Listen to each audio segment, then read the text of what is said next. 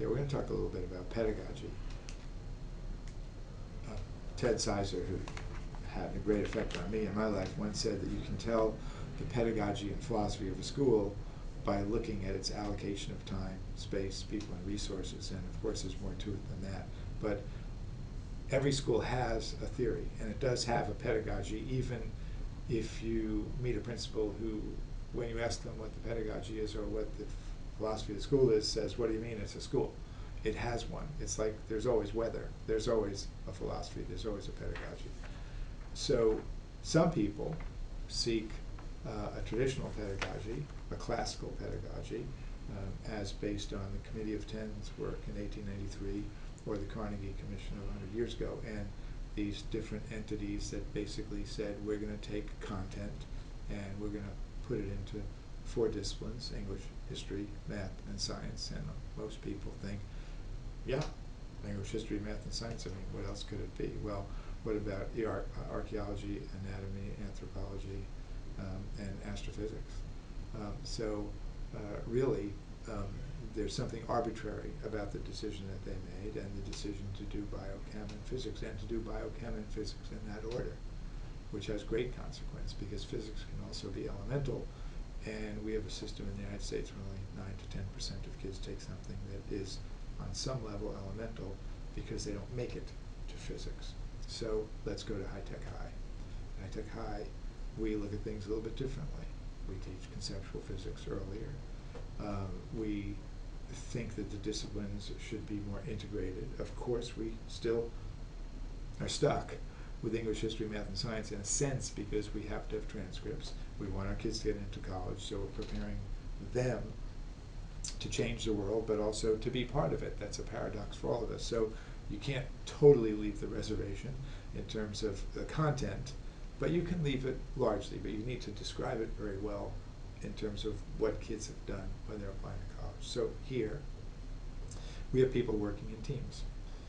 Here we think that teacher loyalty should be a little bit less to the content that they teach and more towards who else teaches the same kids at the same time.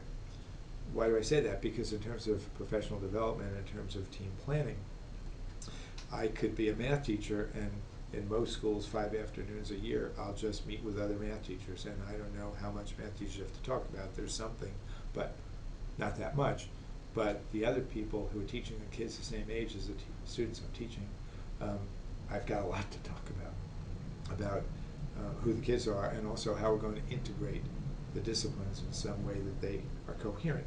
Because when we go someplace on a trip, we don't come back from the trip and then talk to our friends about it and talk about, here's the mathematical part of my trip, here's the social studies part, here's the English part, and here's the historical part. We experience the world as a whole, and yet we artificially fragment content. Some people, in terms of their pedagogy, feel very comfortable doing that. I've certainly attended schools like that. I've worked in schools like that. That's one way to do it. Here we're trying to do something else. So question the pedagogy of what is the methodology. We, again, here think that we want a constructivist pedagogy where people are making things that weren't there before because there's great satisfaction inherently in making things that weren't there before. If it's a piece of art, if it's a mathematical equation, if it's a film like we're making right now, or making a MOOC, or if you're building something using various materials to do so. So in doing so, you really get an immense satisfaction that you might not otherwise get. So we do projects. Why projects? Because the whole idea of observation, reflection, documentation, and exhibition are really central to making this film, making this MOOC, building a house, creating a school. So observation, reflection, documentation, and exhibition are sort of very simple ways of looking at the world. Some people call it project-based. You can call it whatever, but it's still the gratification of making things, and the exhibition is really important because that's how families and the public get to see what you are doing. It really gives new meaning to public accountability. It gives new meaning to transparency. It gives new meaning to parent participation in schools by making the walls of the school and the world outside of the school more permeable, so that we're accustomed to having people come in. And if I'm a new teacher and two other teachers have everybody looking at an exhibition night at their students' work and not that much on mine, then all of a sudden I'm thinking, because I'm sensitive and I'm human, I'm thinking, well, I want people looking at my work and my students' work. How come they're not?